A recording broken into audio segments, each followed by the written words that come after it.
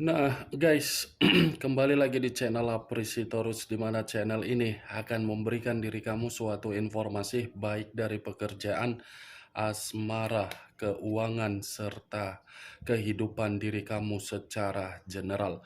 Sebelum saya memberikan suatu informasi dari berbagai aspek yang barusan saya katakan tadi, saya juga mengingatkan kepada teman-teman, informasi yang saya berikan terhadap diri kamu bukan suatu acuan untuk kamu ambil dan untuk kamu terima.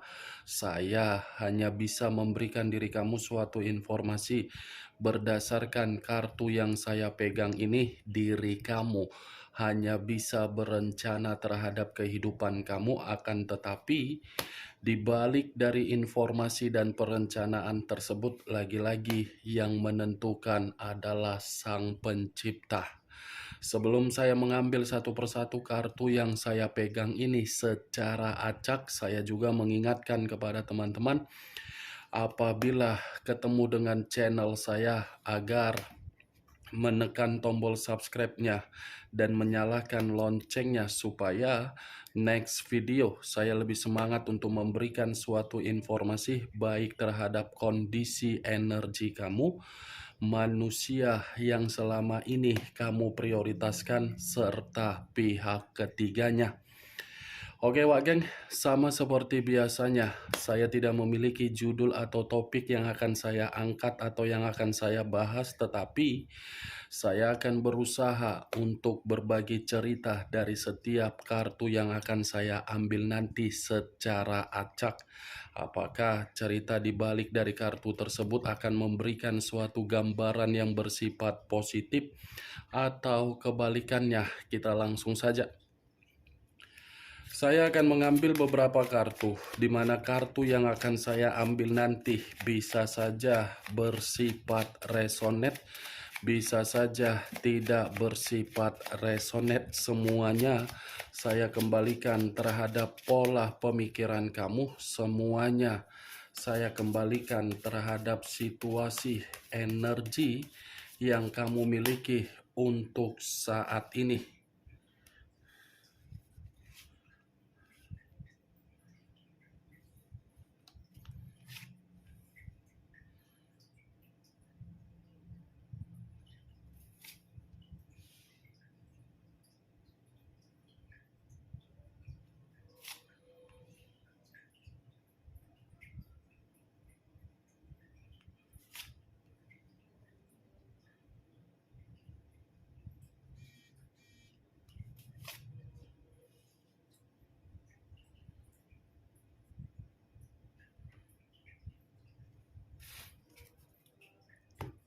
Nah, guys, di depan saya ini sudah ada beberapa kartu yang sudah saya ambil secara acak satu persatu dari tumpukan kartu yang saya pegang tadi.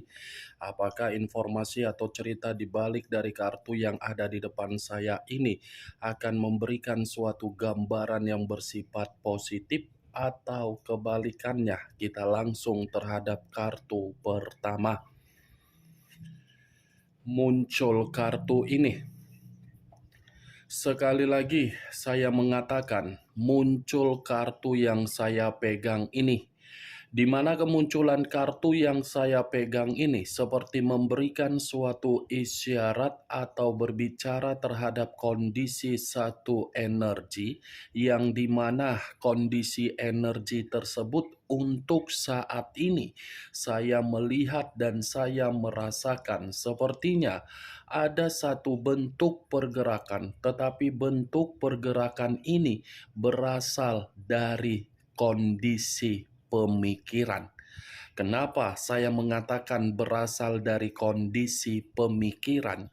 Bisa saja satu energi yang barusan saya katakan tadi seperti memerlukan seseorang, yang dimana ketika memerlukan seseorang, seseorang tersebut harus memberikan pencerahan atau bimbingan, yang dimana bimbingan tersebut diberikan agar satu energi yang saya katakan tadi bisa memiliki pemikiran yang jernih.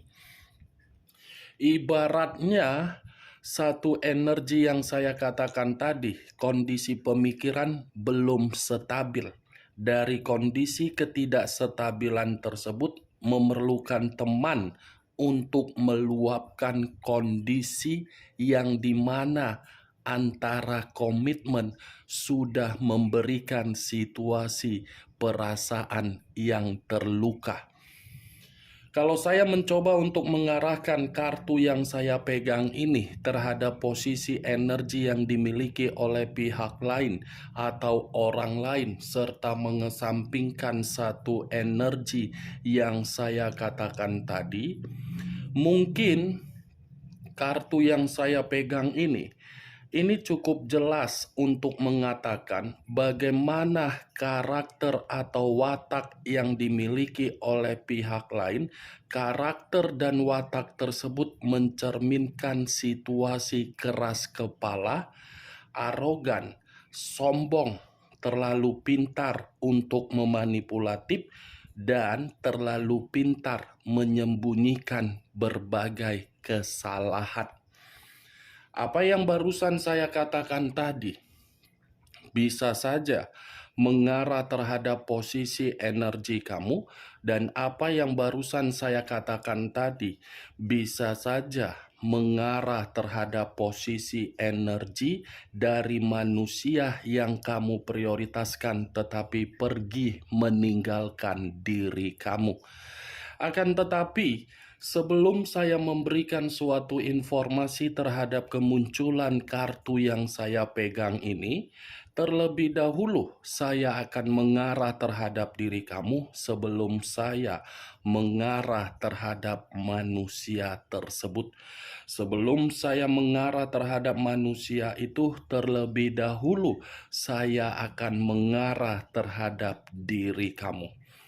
Di mana ketika diri saya mengarah terhadap posisi energi kamu, baik secara pemikiran, perasaan, atau kondisi batin kamu, dari ketiga aspek yang barusan saya katakan tadi, kalau seandainya saya menarik dari perjalanan komitmen kamu, saya akan mengategorikan komitmen kamu itu berbicara terhadap tiga hal. Berbicara terhadap tiga hal.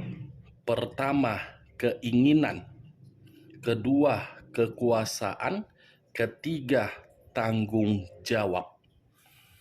Kalau saya mencoba untuk menarik dari kata keinginan, sejauh diri kamu melakukan yang namanya perjalanan komitmen, apakah komitmen tersebut memberikan diri kamu suatu bentuk keinginan yang dimana bentuk keinginan itu sesuai dengan imajinasi atau hayalan kamu? Sesuai atau tidak? Atau jangan-jangan terhadap diri kamu tidak sesuai, tetapi terhadap manusia yang kamu prioritaskan sesuai dengan keinginan dia, yang dimana diri dia telah mendapatkan seseorang yang bisa mengubah kehidupan dia. Kalau saya menarik dari situasi kekuasaan, saya rasa perjalanan komitmen kamu jauh manusia itu yang lebih mendominasi terhadap diri kamu daripada diri kamu. Sekalipun diri kamu memiliki bentuk kekuasaan di dalam komitmen tersebut, kekuasaan yang kamu miliki hanya memberi, tetapi tidak bisa untuk menerima. Kekuasaan yang kamu miliki hanya bisa memberikan perjuangan, tetapi tidak menerima hasil dari perjuangan kamu. Lagi-lagi, kalaupun saya mengatakan perihal kekuasaan, orang yang kamu prioritaskan sudah terlalu banyak menangnya. Manusia itu menang banyak di dalam perjalanan komitmen kamu. Kenapa saya mengatakan manusia itu yang menang banyak? Karena manusia itu adalah manusia yang susah untuk diatur. Bayangkan saja kalau saya mengambil contoh antara raja dengan rakyat. Rakyat harus melapor, harus memberitahukan, harus menyerahkan, sementara raja tidak perlu melakukan hal tersebut. Atau contoh kecilnya saja, majikan dengan pembantu, atau suami dengan istri. Istri surganya di dalam suami. Suami surganya terhadap diri sendiri. Apa yang dilakukan oleh istri, istri harus melapor sama suami. Tetapi ketika suami melakukan sesuatu hal, tidak perlu harus melapor. Seperti itu juga majikan dengan pembantu. Pembantu harus bangun jam 5 pagi, sementara majikan harus bangun jam 11 siang. Seperti itulah komitmen kamu. Kamu yang berusaha untuk mempergunakan pemikiran kamu, yang dimana pemikiran kamu pergunakan, kamu tidak memikirkan bagaimana kondisi harga diri kamu. Yang kamu pikirkan komitmen agar manusia yang kamu prioritaskan tidak merasa kekurangan satupun. Itu kan perjalanan komitmen kamu. Nah, kamu kan hanya dianggap sebagai pembantu. Sudah dianggap sebagai pembantu, tetapi mengharuskan diri kamu memberi. Kamu pintu rejeki, kamu pembuka keberuntungan, tetapi situasinya bukan terhadap diri kamu menikmati, tetapi terhadap orang lain. Saya berbicara dari bentuk kekuasaan. Kalau saya menarik dari kata tanggung jawab, apakah manusia itu bertanggung jawab terhadap diri kamu? Di mana rasa tanggung jawab tersebut bisa saja saya kategorikan untuk membimbing atau mengayomi diri kamu. Berarti secara tidak langsung, 3 hal yang saya katakan tadi identik di dalam komitmen kamu, tetapi identik tidak kamu rasakan.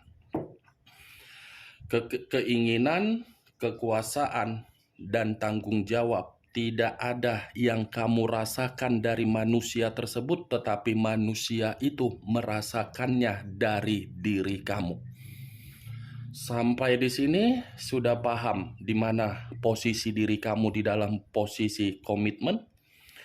Untung-untung diri kamu sadar dari apa yang saya katakan tadi. Kalau memang diri kamu belum sadar, nanti saya akan memberitahukan secara detail. Kalau memang diri kamu memberikan komentar di kolom komentar, mencantumkan nomor WA kamu. Apa yang barusan saya katakan tadi, itu masih berdasarkan dari posisi energi kamu yang diawali dari perjalanan komitmen kamu. Belum acuannya dari kartu yang saya pegang ini. Kalau acuannya dari kartu yang saya pegang ini, saya lemparkan kembali terhadap posisi energi kamu, saya rasa kartu ini mengatakan cukup jelas yang dimana diri kamu selalu emosi. Emosi dalam arti apa? Karena memang orang yang kamu prioritaskan sebagai seseorang untuk mengganggu diri kamu dan tidak memiliki sikap kedewasaan untuk bisa menjalin komitmen tersebut agar memiliki kehangatan untuk berkomunikasi secara sehat. Apakah manusia itu dewasa? Tidak terhadap diri kamu. Itu saja, simple perkataan saya. Kalau saya mengarahkan kartu yang saya pegang ini terhadap posisi energi manusia yang telah meninggalkan diri kamu, kartu ini seperti mengatakan manusia itu masih ketergantungan terhadap diri kamu. Tetapi ketergantungan yang saya katakan ini karena memang diri dia masih menganggap diri kamu yang mampu untuk membimbing dan mengarahkan manusia itu secara pemikiran yang dewasa. Ibaratnya, walaupun manusia itu yang pergi dari kehidupan kamu, dan kamu menarik diri dari kepergian dia, sehingga diri kamu memutuskan koneksi dari manusia tersebut, kamu jangan berharap koneksi itu selesai. Karena koneksi itu masih berbicara begitu sangat kuat ketika saya mengangkat kartu The Emperor ini. Itu Dewa Geng. Dia masih yakin suatu saat ada momen atau ada kondisi yang bisa mempertemukan diri dia terhadap diri kamu, di mana ketika dipertemukan, manusia itu masih berharap ada peluang dari diri kamu agar diri kamu memberikan kesempatan. Sekalipun manusia itu memiliki ikatan terhadap orang lain, belum tentu ikatan yang dia jalankan terhadap orang lain membuktikan manusia ini mampu menghilangkan diri kamu dari pemikiran dia, terutama dari kondisi batin kamu. Kartu pertama yang saya pegang adalah kartu The Emperor, yang dimana kartu ini mengarah terhadap unsur api berlambangkan 3 zodiak: Aries, Leo, dan Sagittarius. Saya mengakui memang secara karakter dan secara watak ini manusia keras kepala, arogan, egois, tidak mau dibimbing. Semakin dibimbing, semakin ngeyel, semakin ngebacot, semakin cerewet, semakin mulut yang tidak bisa untuk dikontrol. Saya mengakui hal tersebut dari karakter dia, tetapi di balik dari karakter dia, ini manusia sebenarnya polos. Polos dalam arti apa? Mudah didoktrin, mudah menerima pergaulan-pergaulan yang membuat diri dia dimanfaatkan, mudah memberikan manusia ini perkataan-perkataan yang positif. Ketika manusia ini menerima perkataan yang positif untuk menjunjung diri dia, ini manusia seperti apa? Seperti malaikat mengeluarkan beberapa keuangan untuk dihabiskan. Itu bukan dalam arti ingin menjunjung dia, bukan dalam arti menghargai, tetapi karena memang memanfaatkan. Itu Dewa Geng. Tetapi yang menjadi acuan saya bukan bagaimana karakter dia, bukan bagaimana diri kamu. Kartu ini masih mengatakan ketergantungan. Itu yang ingin saya bahas, Wak Geng. Kartu pertama sudah mengatakan ketergantungan. Bagaimana kartu selanjutnya? Apakah mendukung dari apa yang saya katakan tadi atau kebalikannya yang berbicara? Muncul kartu 5 tongkat. Terdiri dari 5 tongkat. Kalau saya mencoba untuk menarik 1 tongkat dari ke-5 tongkat yang barusan saya katakan tadi, 1 tongkat yang saya tarik ini seperti mengatakan manusia ini situasinya lagi tidak nyaman. Ternyata diri dia masih ketergantungan terhadap diri kamu atau menunggu momen untuk kedepannya masih bisa dipertemukan karena memang situasi dia lagi tidak nyaman, lagi tidak baik, lagi tidak stabil. Ini manusia lagi penuh dengan konflik. Seperti orang sudah menempatkan posisi di dalam satu kondisi, tetapi ketika menempatkan posisi di dalam satu kondisi, justru kondisi yang ditempatkan malah membuat suasana pergerakan energi tidak baik, di mana pergerakan energi tersebut mendapatkan situasi kekacauan, permasalahan, hal buruk, penuh dengan kekerasan. Itu kondisi yang dia tempatkan di dalam posisi dia sendiri. Walah, muncul pula kartu The Lovers. The Lovers, unsur udara, berlambangkan 3 zodiak: Aquarius, Gemini, dan Libra. Kalau saya mencoba untuk mengesampingkan ketiga zodiak yang barusan saya katakan tadi, keluarnya kartu The Lovers ini seperti mengatakan hubungan yang dia lakukan ketika mengabaikan diri kamu dan lebih mementingkan hubungan perselingkuhan dia. Ternyata perselingkuhan dia itu menempatkan posisi diri dia sedang tidak harmonis. Itu manusia sepertinya merasa pihak ketiga dia tidak lagi sepemikiran terhadap pemikiran yang dia miliki. Pihak ketiganya bergerak ke A, dia mengikuti pergerakan tersebut. Manusia itu bergerak ke B, pihak ketiganya tidak mau bergerak ke B. Itu dia, geng. The Lovers ternyata yang membuat diri dia ini merasa menerima berbagai konflik, membuat diri dia ini merasa seperti tidak jernih, atau mungkin masih ketergantungan terhadap diri kamu karena memang komitmen perselingkuhan dia lagi tidak sehat. Lagi ada bentuk resiko, lagi ada bentuk godaan. Lagi ada suatu hal yang mengharuskan manusia itu ingin secepatnya untuk meninggalkan pihak ketiga. Muncul kartu 2 pedang. 2 pedang.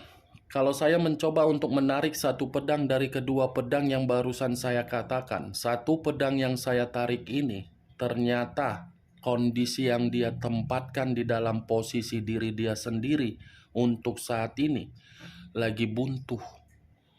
Benar-benar situasi buntu, benar-benar dalam posisi yang tidak menyenangkan terhadap manusia tersebut. Bukan hanya buntu, tetapi manusia ini merasa ada tekanan. Bukan hanya tekanan, tetapi manusia ini seperti khawatir. Bukan hanya khawatir, tetapi ada ketegangan terhadap pihak ketiganya, dan ketegangan itu seakan-akan membuat manusia tersebut emosional, dan secara mental manusia itu tertekan, dan secara perasaan atau pemikiran ada tingkat amarah yang begitu sangat mendalam. Kalau kedua kartu ini saya arahkan terhadap posisi energi kamu ketika manusia itu bersama dengan diri kamu, saya rasa hadirnya pihak ketiga inilah yang membuat kehidupan kamu ambyar. Kehadiran pihak ketiga inilah yang membuat pemikiran kamu lari setengah ampere. Kehadiran pihak ketiga inilah kondisi pergerakan energi kamu lelah. Kehadiran pihak ketiga inilah yang membuat diri kamu merasa sangat jijik untuk mendengar nama dari manusia tersebut. Ya, bagaimana mungkin situasi tersebut tidak terjadi terhadap diri kamu? Kartunya saja sudah berbicara seperti itu. 2 pedang. Ambiarkan kehidupan kamu akibat hadirnya pihak ketiga. Makanya saya ini selalu mengatakan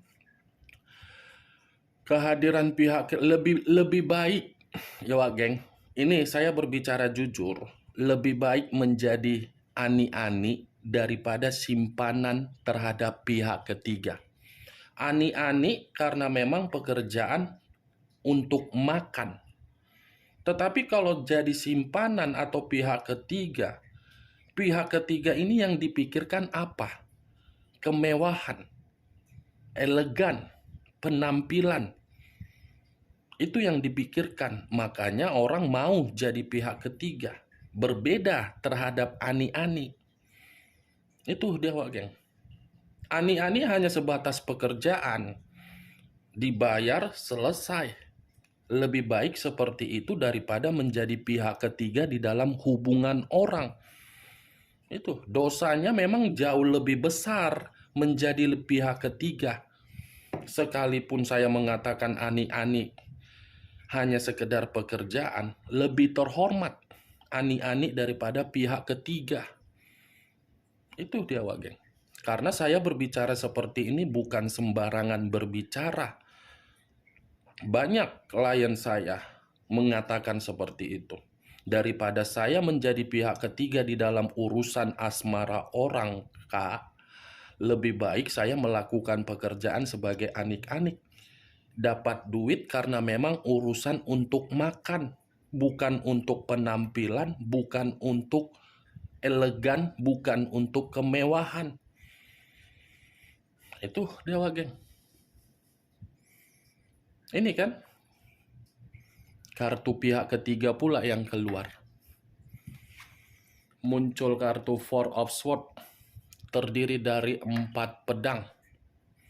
Kalau saya mencoba untuk menarik satu pedang dari keempat pedang yang barusan saya katakan, satu pedang yang saya tarik ini mengatakan manusia itu bukan hanya buntu, tetapi frustasi. Pantas kartu pertama tadi ketergantungan, karena memang posisi diri dia lagi frustasi. Muncul kartu 5 koin, Five of Pentacles, terdiri dari 5 koin. Kalau saya mencoba menarik satu koin dari kelima koin yang barusan saya katakan tadi, satu koin yang saya tarik ini seperti mengatakan manusia itu dari kondisi keuangan menderita. Kondisi keuangan menderita, kondisi kesehatan seperti terganggu, kondisi pekerjaan terganggu, kondisi kebutuhan sangat sulit sesuai dengan keinginan dia. 5 kartu inilah sebagai faktor pendukung ketika saya mengatakan manusia tersebut masih ketergantungan terhadap diri kamu. Oke, Wak Geng? Hanya itu yang bisa saya berikan informasinya terhadap diri kamu. Sekian dulu informasinya. Salam kartu tarot, salam zodiak.